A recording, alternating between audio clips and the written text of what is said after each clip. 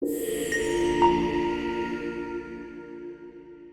everybody, today we have a very comprehensive tutorial series where we speak about post, in addition comments, in particular comments and replies to a post, the ability to like comments and like replies to, and submitting a comment, where when you submit a comment, the user of the respective comment creator and the reply creator get a notification.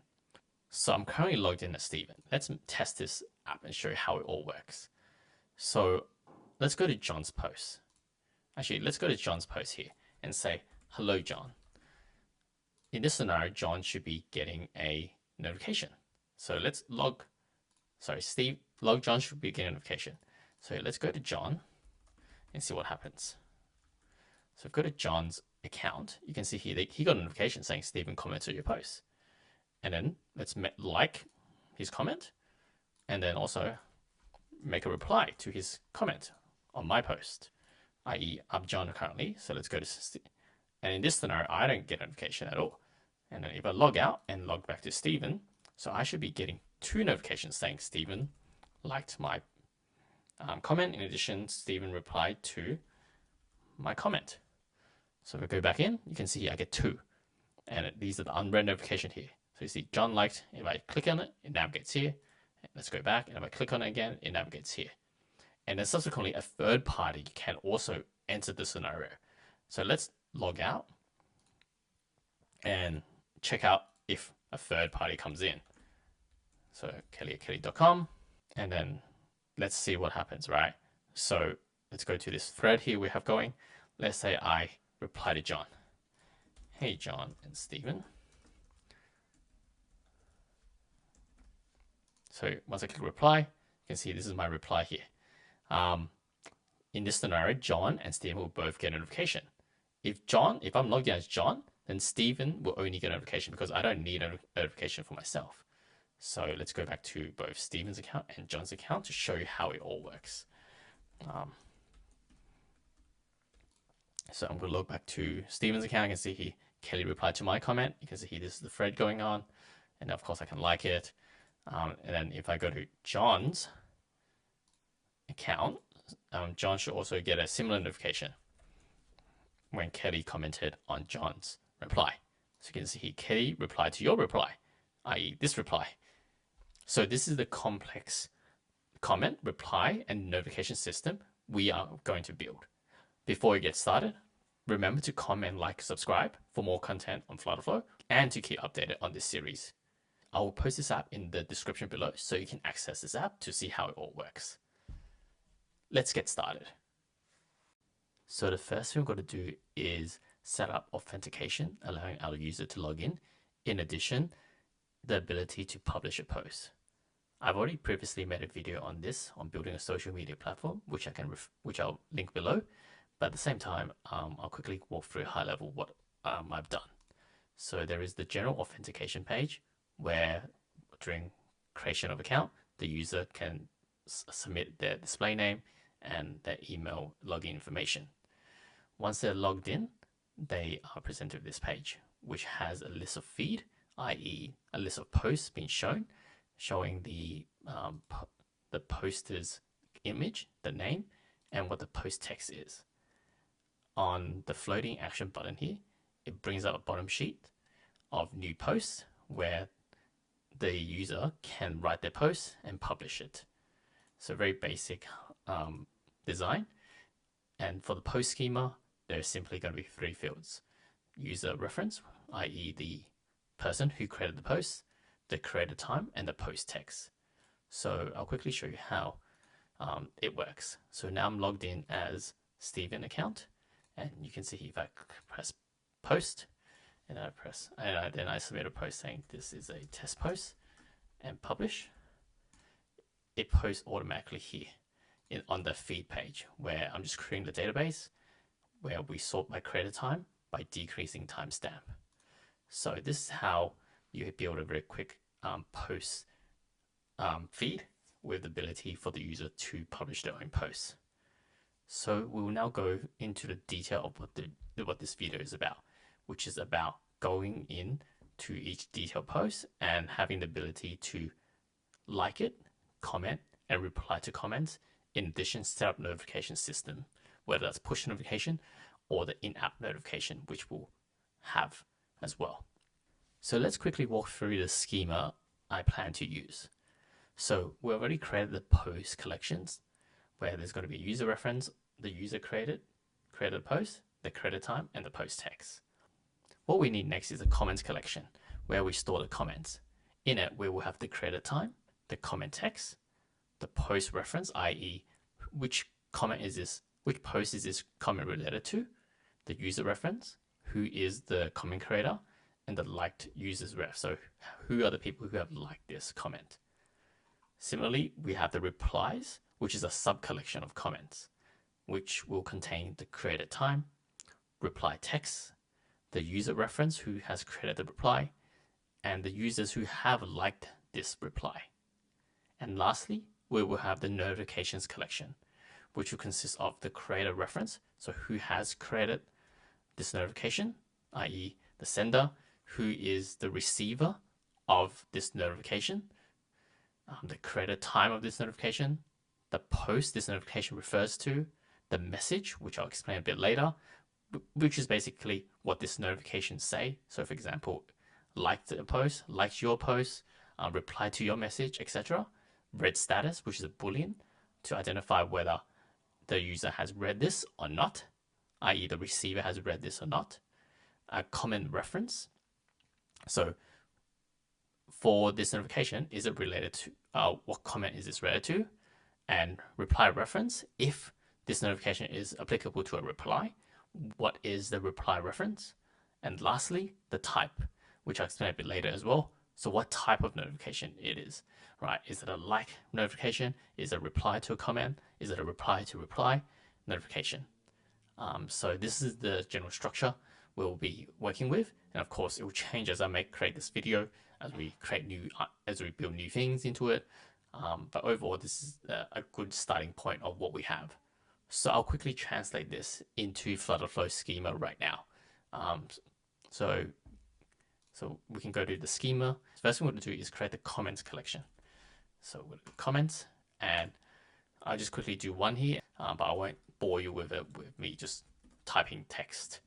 So the first thing we're going to do here is the created time field, the comment text, which is a string, the post reference, which is a document reference of post, the user ref who created the post, and the liked users ref, which is a document reference of users, but is the list format. So this is how you create the comments collection. I'll pause here and quickly create the rest of the replies and notifications collection. Okay, now that I've created all the collections, you can see here I've created the notifications collection, the replies collection, the comments as well, which we started with, the posts, and the users. So this is basically what we need from the start. So what I want to do next is create a details page of each post. So when the user clicks each individual post, it navigates to a detailed post list where you can see the comments and the replies. I mean, you don't need to have a detailed post page. You can actually just have comments and replies under this post, but I want to make the UI as simple as possible for you to follow. Which is why we're going to go to a details post page where we show the comments and the replies and the likes. So what I want to do here is create a new page quickly. Let's call this detail post. And then the first thing I want to do here is pass a page parameter of post reference. So I like to use post reference because it allows us to get the most up-to-date information using document references instead of using documents. So I'm going to just quickly set this up. And the first thing I want to do here is do a document from reference. So it will be add backend query, document from reference, post. So I'm going to say post reference and add this here.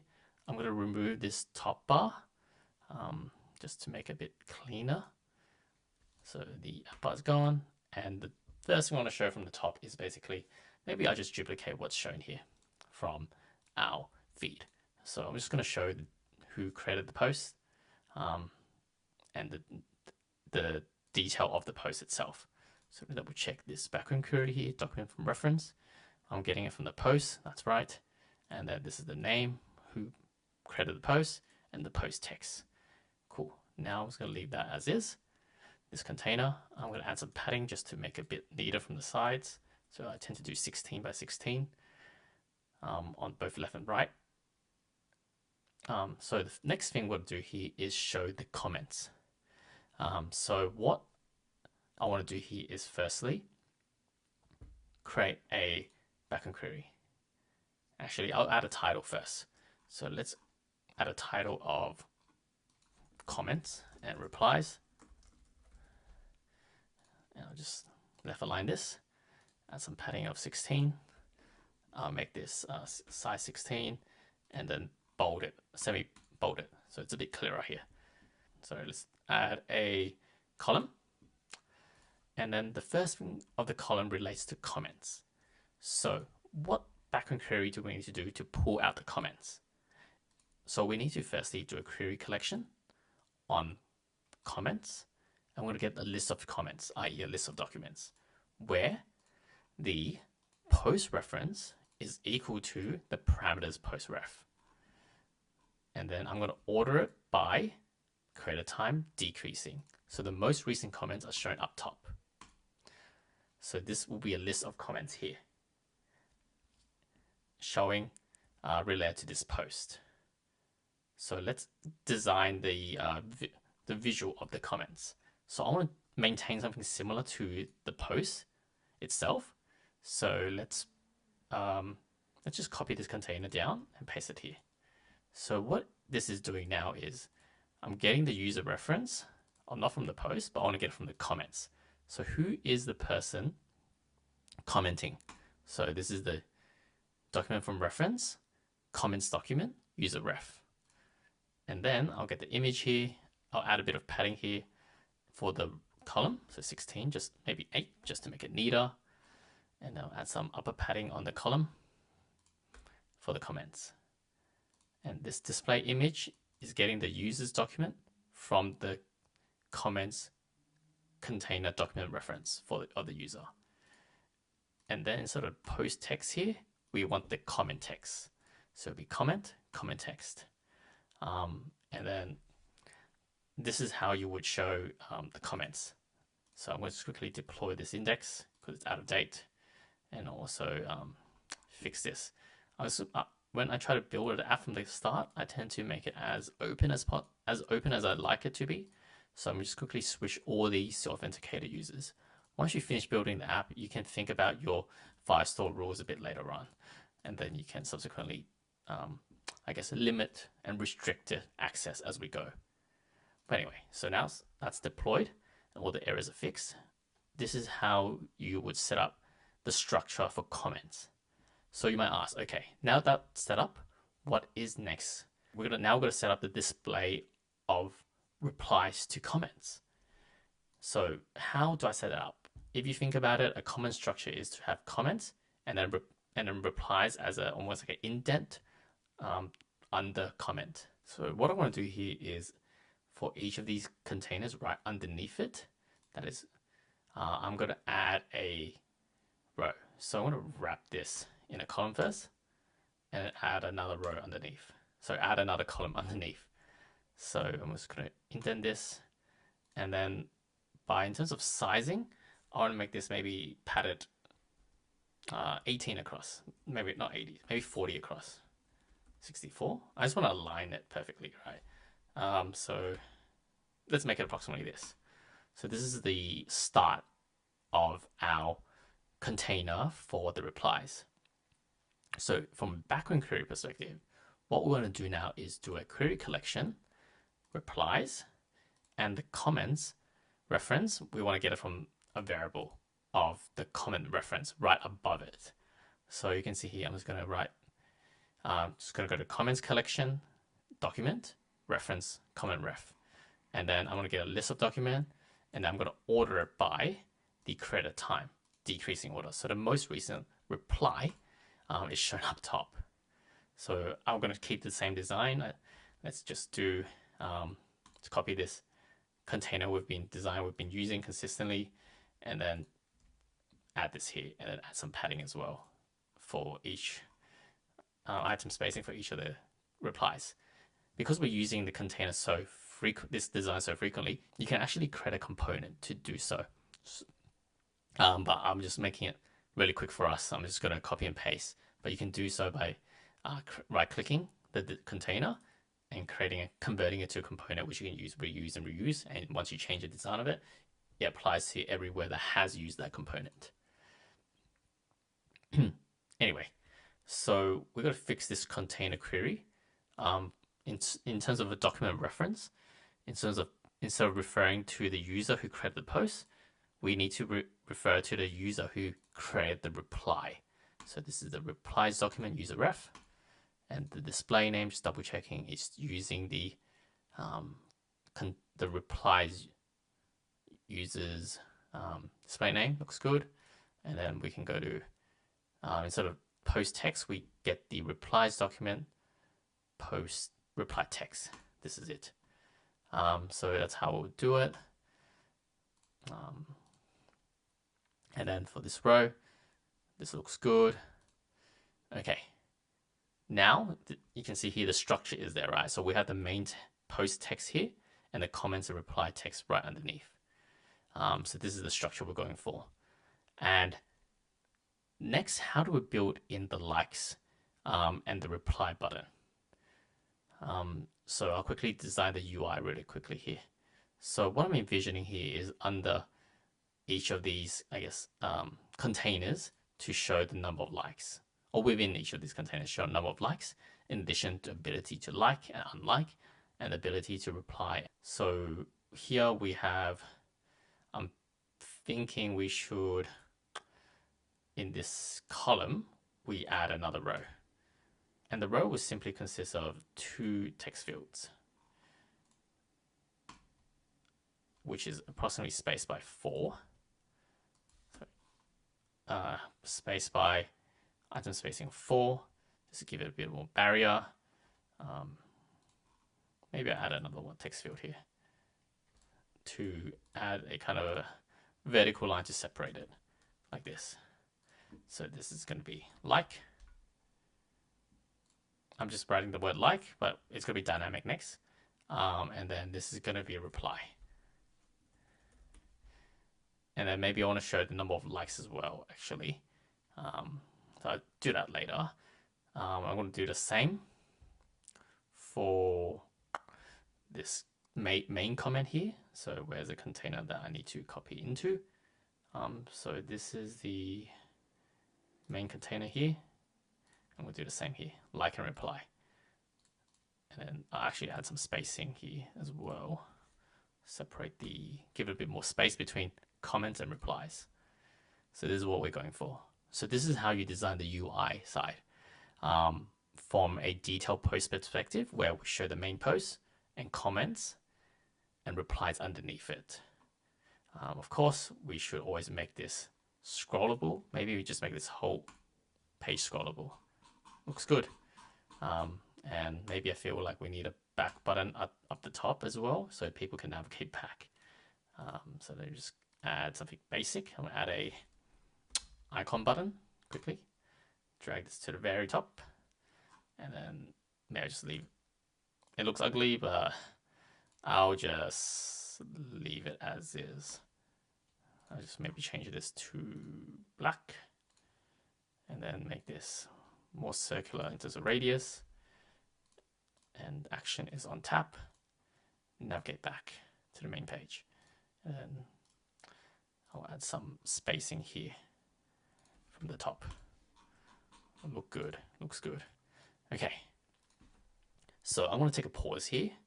I hope this quick tutorial help you get started in terms of the UI design element of having a comment and replies to a detailed post. In the next video, we will cover the ability to like to comments and replies. Remember to comment, like, subscribe to follow this tutorial or for more content on Flutterflow. See you in the next video.